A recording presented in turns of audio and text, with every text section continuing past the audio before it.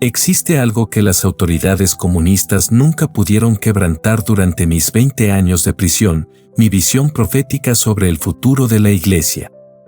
En las cartas que logré enviar clandestinamente, en los susurros compartidos con compañeros de celda que conocían al Señor, y en las meditaciones solitarias durante noches interminables, el Espíritu Santo me mostraba verdades que pocos querían escuchar entonces y menos aún quieren enfrentar hoy.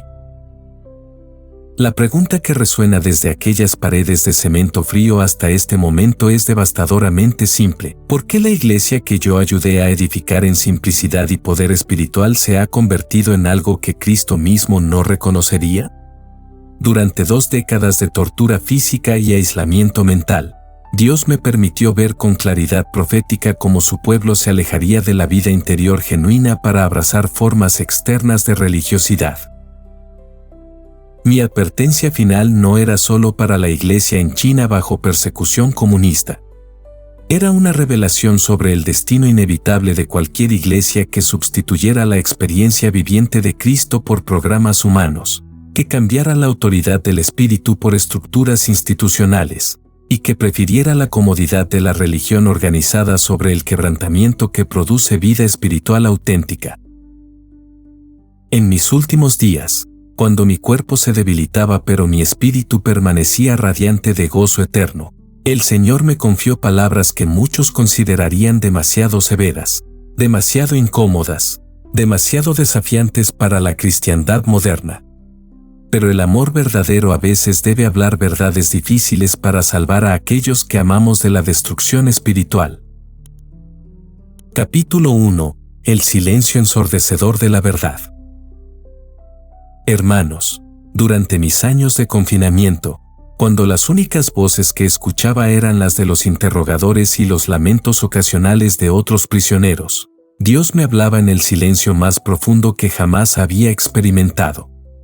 En esa quietud forzada, sin distracciones de ministerio público, sin las demandas constantes de liderazgo, el Espíritu Santo me mostró verdades que habían estado veladas durante mis años de predicación activa.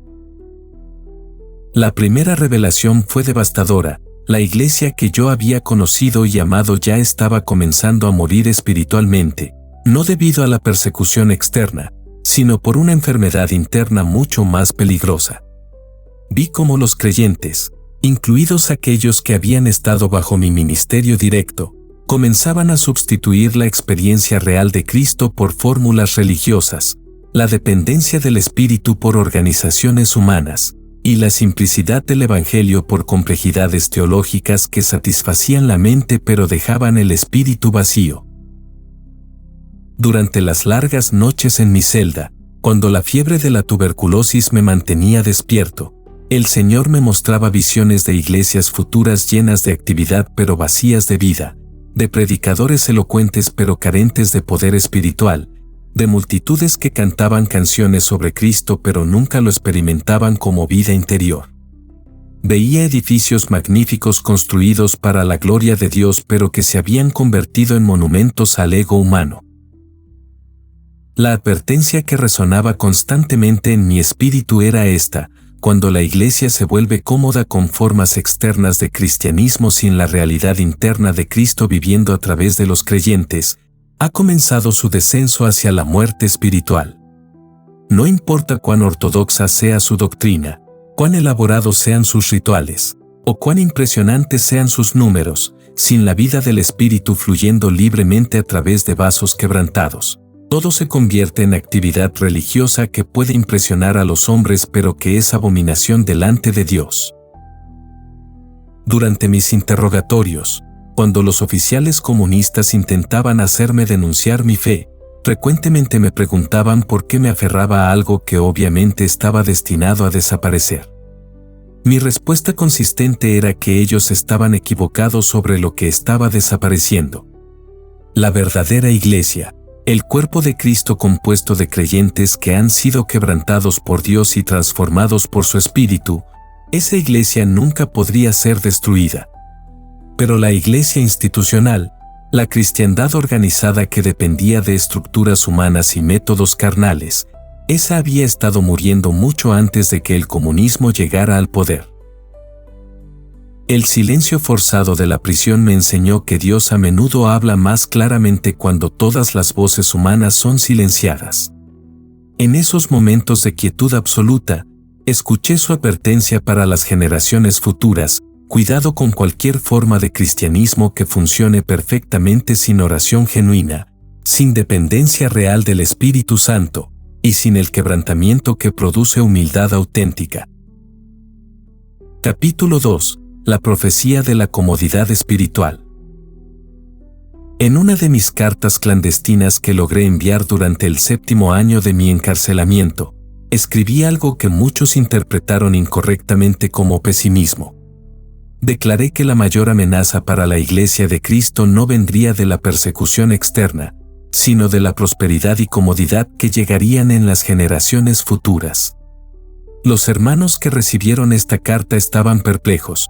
¿Cómo podría la bendición de Dios convertirse en una maldición? Durante mis meditaciones en la oscuridad de la celda, el Espíritu Santo me mostró una visión profética que me llenó de gran tristeza. Vi iglesias en tierras lejanas donde los creyentes tenían acceso a toda comodidad material, donde podían adorar sin temor a persecución, donde tenían libertad para predicar y enseñar abiertamente. Pero en esas mismas iglesias, vi algo que me quebrantó el corazón: una generación de cristianos que nunca había experimentado la necesidad desesperada de Dios que produce fe auténtica.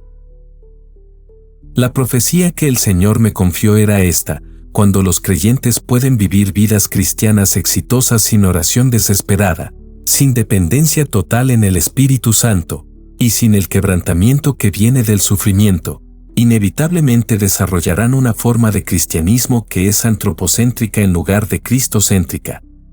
Adorarán la comodidad más que la cruz, buscarán bendiciones más que al bendecidor, y preferirán métodos humanos que producen resultados visibles sobre la obra invisible pero poderosa del Espíritu.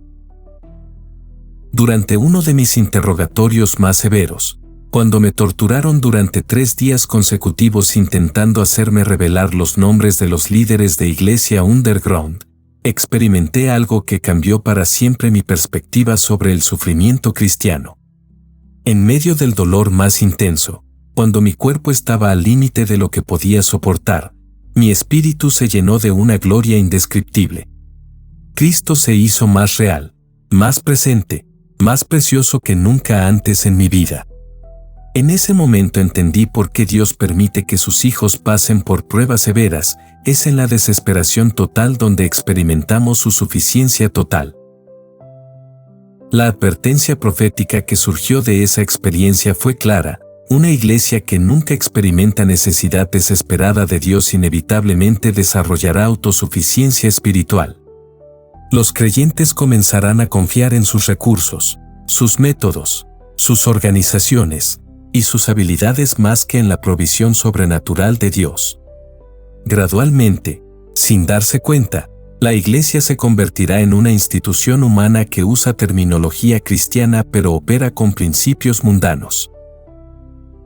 Vi cómo esta profecía se cumpliría en iglesias futuras donde los pastores se convertirían en CEOs, donde las congregaciones se medirían por números en lugar de por transformación espiritual, donde el éxito se definiría por crecimiento estadístico en lugar de por profundidad de vida interior. Contemplé con horror espiritual cómo el Evangelio sería empaquetado y vendido como un producto de consumo, diseñado para atraer multitudes pero incapaz de producir discípulos auténticos. La comodidad espiritual, me mostró el Señor, es más peligrosa que la persecución externa porque es más sutil, más gradual y más difícil de detectar hasta que el daño ya es irreversible. Capítulo 3. El engaño de los números y el éxito visible. Durante mi 10º año de prisión, cuando ya mi cuerpo comenzaba a mostrar los efectos devastadores de la desnutrición y el maltrato constante, recibí una visita de un oficial del gobierno que intentaba persuadirme de que abandonara mi fe mostrándome evidencia de que el cristianismo estaba muriendo en China. Me presentó estadísticas, me habló de iglesias cerradas, de pastores que habían renunciado a su fe, de jóvenes que ya no creían. Mi respuesta lo desconcertó completamente. Le dije que él estaba midiendo la realidad espiritual con instrumentos carnales, y que por lo tanto sus conclusiones eran completamente incorrectas. Le expliqué que el reino de Dios nunca había funcionado según principios de éxito humano, y que frecuentemente, cuando la iglesia parecía estar perdiendo según estándares mundanos, en realidad estaba ganando según perspectivas eternas. Esa conversación se convirtió en el catalizador para una revelación profética que me persiguió durante el resto de mi encarcelamiento. El Espíritu Santo me mostró que una de las trampas más peligrosas para la iglesia futura sería la obsesión con números, con crecimiento estadístico y con éxito visible según estándares mundanos. Vi congregaciones enormes llenas de personas que habían aceptado a Jesús pero nunca lo habían experimentado como Señor absoluto de sus vidas. La advertencia que el Señor me confió era devastadoramente clara: cuando la iglesia comienza a medir su éxito por la cantidad en lugar de por la calidad, cuando los líderes se enfocan en llenar edificios en lugar de transformar corazones, cuando el evangelismo se convierte en una técnica de ventas en lugar de un testimonio del poder transformador de Cristo, la iglesia ha cambiado su llamado divino por objetivos humanos. Durante mis meditaciones nocturnas, cuando el dolor físico era tan intenso que no podía dormir, Dios me permitía ver con claridad profética el futuro de la iglesia en países donde tendría libertad y recursos abundantes. Vi predicadores que se convertirían en celebridades, iglesias que construirían imperios financieros, y ministerios que operarían como corporaciones multinacionales. Vi cómo el mensaje del Evangelio sería diluido y adaptado para ser más aceptable para las masas, perdiendo así su poder para convencer de pecado y producir arrepentimiento genuino. La visión más perturbadora que recibí fue de iglesias futuras donde miles de personas asistían regularmente, cantaban canciones emotivas, daban ofrendas generosas y participaban en actividades religiosas, pero sus vidas permanecían fundamentalmente inalteradas por el poder de Cristo. Vi pastores que medían su éxito por el tamaño de sus congregaciones en lugar de por la profundidad de transformación espiritual en las vidas de sus ovejas. En una carta que logré enviar durante este periodo, escribí: hermanos, cuidado con el engaño de los números grandes. Jesús ministró a multitudes, pero solo tuvo 12 discípulos verdaderos, y aún entre esos 12, uno lo traicionó. El reino de Dios siempre ha funcionado a través de remanentes fieles más que a través de masas entusiastas. La advertencia profética que resonaba constantemente en mi espíritu era que cuando la iglesia adopta métodos mundanos para producir resultados visibles, inevitablemente producirá convertidos mundanos que profesan fe cristiana pero nunca experimentan regeneración espiritual auténtica. Estos cristianos llenarán las iglesias, darán impresión de crecimiento y éxito, pero en realidad representarán la secularización de la iglesia desde adentro. Capítulo 4. La sustitución fatal de la vida por la doctrina. En mi 15º año de confinamiento, cuando ya era evidente que probablemente moriría en prisión, experimenté lo que solo puedo describir como una visitación especial del Espíritu Santo. Durante una noche particularmente difícil, cuando la fiebre era tan alta que deliraba, el Señor me transportó en espíritu a una sala de reunión donde se desarrollaba un debate teológico intenso. Lo que vi me llenó de profunda tristeza. Eruditos brillantes, hombres obviamente sinceros y bien intencionados, discutían aspectos complejos de la doctrina cristiana con pasión y conocimiento impresionantes. Sus argumentos eran lógicos, sus referencias bíblicas precisas, su erudición incuestionable. Pero mientras los escuchaba, me di cuenta de algo terrible: estaban diseccionando la palabra de Dios como si fuera un cadáver en una mesa de autopsia, examinando cada parte con precisión científica pero perdiendo completamente la vida que una vez animó el cuerpo. Cuando desperté de esta visión, comprendí que había recibido una de las advertencias proféticas más importantes de mi vida. La iglesia futura enfrentaría la tentación fatal de sustituir la experiencia viviente de Cristo por conocimiento acerca de Cristo, de cambiar la relación personal con el Dios viviente por información correcta sobre Dios. Durante las semanas siguientes, mientras reflexionaba sobre esta revelación, el Espíritu Santo me mostró cómo esta sustitución ocurriría gradualmente y de manera casi imperceptible. Vi seminarios teológicos donde estudiantes brillantes aprenderían todo sobre Dios pero nunca lo experimentarían como vida interior transformadora. Vi iglesias donde los sermones serían obras maestras de exégesis bíblica pero carecerían completamente del poder para cambiar corazones.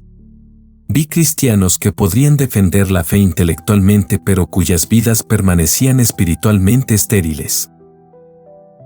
La advertencia profética que surgió de esta experiencia era clara: cuando la Iglesia comienza a valorar la ortodoxia doctrinal más que la vida espiritual auténtica, cuando prefiere la precisión teológica sobre la transformación personal, cuando se enfoca en tener las creencias correctas más que en experimentar al Dios viviente, ha comenzado el proceso de fosilización espiritual que eventualmente la convertirá en un museo de verdades muertas en lugar de un organismo viviente pulsante con la vida de Cristo. Durante uno de mis interrogatorios, un oficial comunista me desafió diciendo que el cristianismo era simplemente un sistema de creencias anticuado, irrelevante para el mundo moderno. Mi respuesta fue que él estaba confundiendo el cristianismo auténtico con la religión cristiana institucional. Le expliqué que el verdadero cristianismo no era un sistema de creencias sino una relación viviente con el Cristo resucitado, no una filosofía para ser estudiada sino una vida para ser experimentada. En mi celda, durante las horas interminables de soledad, meditaba sobre cómo esta sustitución fatal había comenzado incluso en mi propio tiempo. Recordaba iglesias donde los creyentes podían citar versículos bíblicos extensamente pero nunca experimentaban el poder transformador de esas verdades en sus vidas diarias. Pensaba en líderes que eran enciclopedias teológicas ambulantes pero cuyo ministerio carecía del poder sobrenatural que caracterizaba a la Iglesia del Nuevo Testamento. La visión más perturbadora que recibí durante este periodo fue de iglesias futuras donde la predicación se convertiría en entretenimiento intelectual, donde los estudios bíblicos se transformarían en ejercicios académicos, y donde la adoración sería evaluada por su precisión litúrgica en lugar de por su capacidad de llevar a los creyentes a una experiencia genuina de la presencia de Dios. Capítulo 5. La corrupción de la autoridad espiritual. Durante mi 18º año de prisión, cuando mi salud estaba deteriorándose rápidamente y los guardias habían comenzado a tratarme con cierta consideración debido a mi condición física obviamente frágil, recibí lo que considero la revelación profética más dolorosa de todas mis visiones carcelarias. El Espíritu Santo me mostró cómo el concepto de autoridad espiritual, algo que había sido central en mi ministerio y enseñanza, sería pervertido y mal utilizado en las generaciones futuras. En mis años de ministerio libre, había enseñado extensamente sobre la importancia de reconocer y someterse a la autoridad espiritual legítima. Había enfatizado que Dios establece autoridades en su iglesia para protección, dirección y crecimiento espiritual de los creyentes. Pero en la soledad de mi celda, Dios me mostró cómo estos mismos principios serían corrompidos por líderes que buscarían poder personal en lugar de servir humildemente al rebaño de Cristo. La visión comenzó con imágenes de pastores que se convertirían en dictadores espirituales, usando mi enseñanza sobre autoridad para justificar control manipulativo sobre las vidas de los creyentes. Vi líderes que demandarían obediencia ciega, que castigarían cualquier cuestionamiento como rebelión espiritual, y que construirían sistemas de poder que beneficiarían a los líderes pero oprimirían a las ovejas. Lo más devastador de esta revelación fue ver cómo mis propias palabras sobre autoridad espiritual serían citadas para justificar abuso espiritual. Vi iglesias donde los pastores vivían como reyes mientras las congregaciones servían como súbditos, donde el liderazgo operaba con arrogancia y orgullo mientras demandaba humildad de los seguidores, donde la autoridad espiritual se había convertido en autoritarismo carnal disfrazado con terminología bíblica. Durante una noche particularmente difícil, cuando el dolor físico era casi insoportable, lloré delante del Señor por el mal uso futuro de algo que había enseñado con pureza de corazón. En respuesta, Él me mostró la diferencia crucial entre autoridad espiritual auténtica y autoridad carnal disfrazada. La autoridad verdadera siempre lleva a los creyentes más cerca de Cristo, nunca hacia dependencia del líder humano. La autoridad legítima se manifiesta a través de sacrificio personal y servicio humilde, nunca a través de demandas de privilegios especiales o tratamiento preferencial. La advertencia profética que recibí era clara: cuando los líderes usan su posición para beneficio personal en lugar de para edificación del cuerpo de Cristo, cuando demandan honra para sí mismos en lugar de dirigir toda honra hacia Cristo, cuando buscan control sobre las vidas de otros en lugar de libertad espiritual para el pueblo de Dios, han pervertido el concepto de autoridad espiritual y se han convertido en lobos rapaces vestidos de ovejas. En una de mis últimas cartas clandestinas, escribí: hermanos, cuidado con cualquier líder que demande para sí la obediencia que solo pertenece a Cristo. Cuidado con cualquier autoridad que produce temor del hombre en lugar de temor reverente de Dios. Cuidado con cualquier liderazgo que crea dependencia humana en lugar de dependencia en el Espíritu Santo. Vi cómo esta corrupción de la autoridad espiritual produciría generaciones de cristianos espiritualmente inmaduros, incapaces de discernir la voz de Dios por sí mismos porque habían sido entrenados para depender de la interpretación de líderes humanos. Vi iglesias donde el clero se convertiría en una clase privilegiada separada del laicado, perpetuando así divisiones que Cristo había venido a abolir. La parte más perturbadora de esta visión fue ver cómo algunos líderes usarían conceptos bíblicos legítimos como cobertura espiritual y sumisión a la autoridad para crear sistemas de control que impedirían el crecimiento espiritual en lugar de facilitarlo. Capítulo 6. El Evangelio de la Prosperidad como perversión final. En mis últimos años de encarcelamiento, cuando ya era evidente que mi cuerpo estaba fallando irreversiblemente, el Señor me concedió lo que considero la visión profética más perturbadora de todas. Durante una noche en que la fiebre era tan intensa que apenas podía mantener la conciencia, fui transportado en espíritu a lo que parecía ser una gigantesca feria comercial. Pero gradualmente me di cuenta de que era algo mucho más siniestro. Era el Evangelio de Jesucristo siendo vendido como mercancía en un mercado espiritual. Vi predicadores vestidos con ropas costosas proclamando un evangelio que prometía riqueza material, salud perfecta y éxito mundano a todos los que tuvieran suficiente fe y dieran suficiente dinero. Vi multitudes entusiastas comprando libros, CDs y productos diversos que prometían fórmulas para la prosperidad divina. Vi iglesias que operaban como empresas multinacionales, con pastores que vivían como magnates de los negocios mientras enseñaban que la pobreza era evidencia de falta de fe. Lo que me quebrantó el corazón más profundamente fue ver el nombre de Jesús siendo usado para promover una versión del cristianismo que era diametralmente opuesta a todo lo que él había enseñado y vivido. El Cristo que había dicho mi reino no es de este mundo estaba siendo presentado como un genio cósmico cuyo propósito principal era hacer a los creyentes ricos y exitosos según estándares mundanos. Cuando desperté de esta visión, estaba tan perturbado que no pude comer durante días. El Espíritu Santo me mostró que había presenciado la perversión final del Evangelio, la transformación del mensaje de la cruz en una religión de autoindulgencia, la conversión del llamado al sacrificio en una promesa de ganancia material, la sustitución del toma tu cruz y sígueme por ven a Jesús y prospera. Durante mis meditaciones posteriores, comprendí que esta perversión del Evangelio sería particularmente seductora porque contendría suficientes elementos bíblicos para parecer legítima.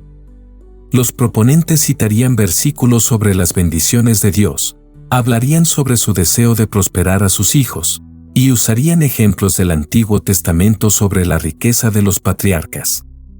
Pero completamente ignorarían o reinterpretarían los pasajes sobre sufrimiento por Cristo, sobre la naturaleza temporal de este mundo y sobre el peligro espiritual de las riquezas. La advertencia profética que recibí era devastadoramente clara. Cuando la Iglesia comienza a promover un evangelio que apela a la codicia humana en lugar de llamar al arrepentimiento, cuando promete ganancia material en lugar de transformación espiritual, cuando mide las bendiciones de Dios por la cuenta bancaria en lugar de por el carácter cristiano, ha abandonado completamente el evangelio de Cristo y ha abrazado una religión pagana disfrazada con terminología cristiana. Vi cómo este falso evangelio produciría una generación de cristianos que vendrían a Jesús no por amor a Él sino por lo que podrían obtener de Él. Vi iglesias llenas de personas que buscaban a Dios como un medio para un fin material en lugar de buscarlo como el fin supremo en sí mismo. Vi predicadores que se convertirían en vendedores espirituales, prometiendo productos divinos a cambio de contribuciones financieras. En una de mis cartas finales, escribí: hermanos, cuando escuchen un evangelio que les promete todo lo que el mundo ofrece pero sin el costo del discipulado verdadero, huyan de ello como huirían de una plaga mortal. Ese no es el evangelio de Cristo sino una falsificación satánica diseñada para inocular a las personas contra el verdadero evangelio. La parte más trágica de esta visión fue ver cómo millones de personas sinceras serían engañadas por este falso evangelio, creyendo que estaban siguiendo a Cristo cuando en realidad estaban adorando al Dios de la prosperidad material disfrazado con el nombre de Jesús. Capítulo 7. La esperanza profética del remanente fiel. En mis últimos días de vida, cuando mi cuerpo estaba tan débil que apenas podía susurrar, pero mi espíritu ardía con una claridad que nunca antes había experimentado, el Señor me concedió una visión final que equilibró todas las advertencias proféticas anteriores con una esperanza gloriosa e indestructible.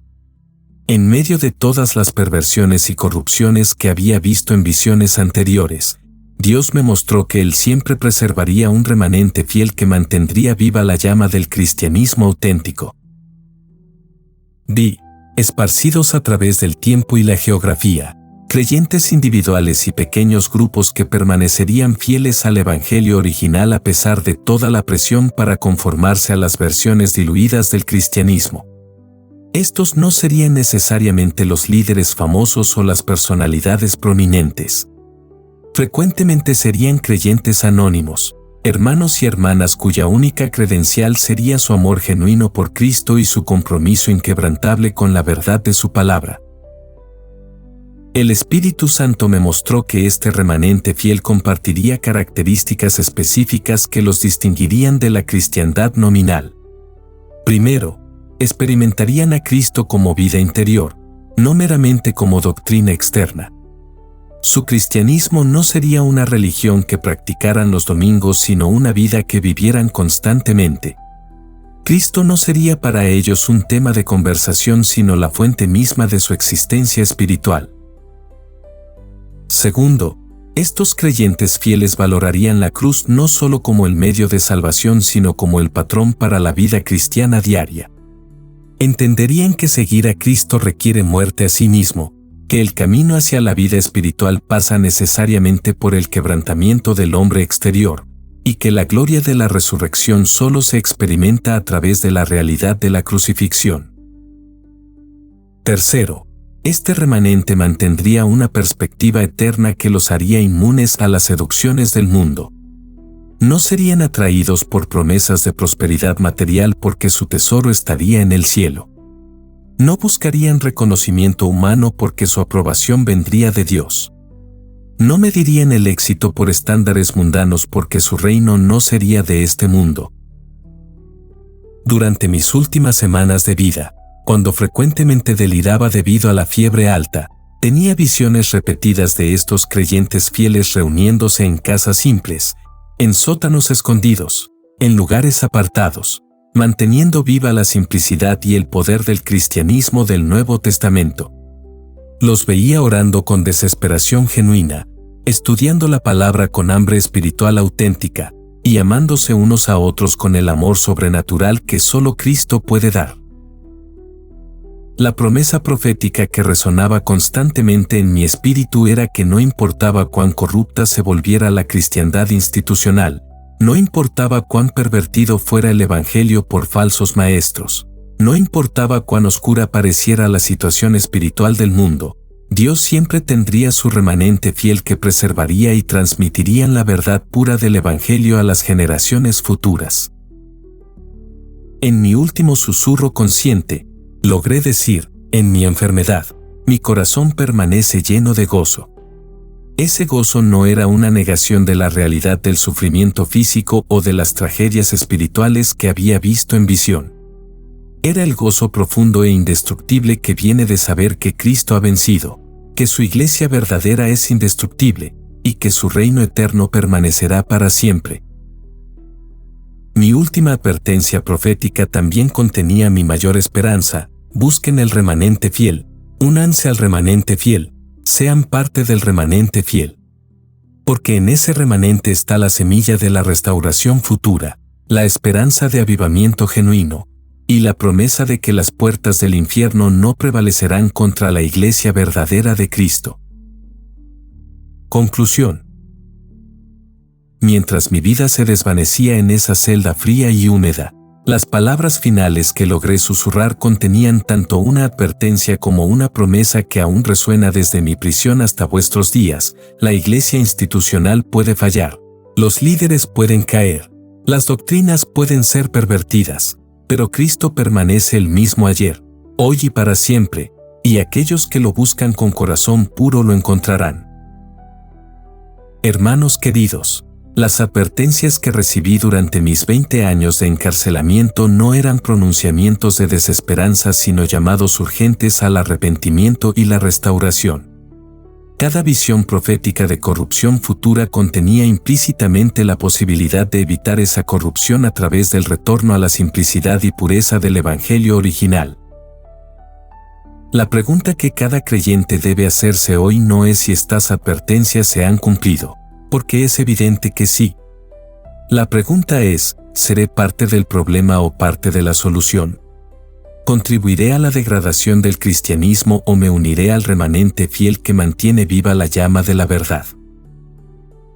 Mi muerte en prisión no fue una derrota sino una victoria, porque llevé conmigo la certeza absoluta de que Cristo había vencido todos los poderes de las tinieblas, incluidos aquellos que operarían dentro de su propia iglesia nominal. Mi gozo final no estaba basado en circunstancias externas sino en realidades eternas que ninguna fuerza humana o demoníaca puede alterar. La iglesia verdadera, compuesta de aquellos que han sido regenerados por el Espíritu Santo y transformados por el poder de la cruz, esa iglesia es indestructible. Puede ser perseguida, puede ser ignorada, puede ser marginada por la cristiandad institucional, pero nunca puede ser derrotada porque su vida no depende de organizaciones humanas sino de la vida eterna de Cristo resucitado. Mi último mensaje desde la prisión es también mi primer mensaje para esta generación: abandonen toda forma de cristianismo que funciona sin la presencia manifiesta de Cristo, rechacen cualquier evangelio que promete ganancia sin cruz, huyan de cualquier liderazgo que demanda para sí la gloria que pertenece solo a Dios, y busquen desesperadamente la experiencia auténtica del Dios viviente que transforma corazones, cambia vidas, y hace nuevas todas las cosas. El futuro de la iglesia no depende de instituciones poderosas ni de líderes carismáticos, sino de creyentes individuales que estén dispuestos a pagar el precio del discipulado verdadero, que valoren la realidad de Cristo más que la aprobación humana, y que prefieran la cruz gloriosa sobre las coronas de este mundo. En mi enfermedad, mi corazón permanece lleno de gozo, porque sé que ustedes que tienen oídos para oír estas palabras son parte del remanente que Dios está preparando para los tiempos finales. Mantengan alta la antorcha de la verdad, no importa cuán solitario parezca el camino.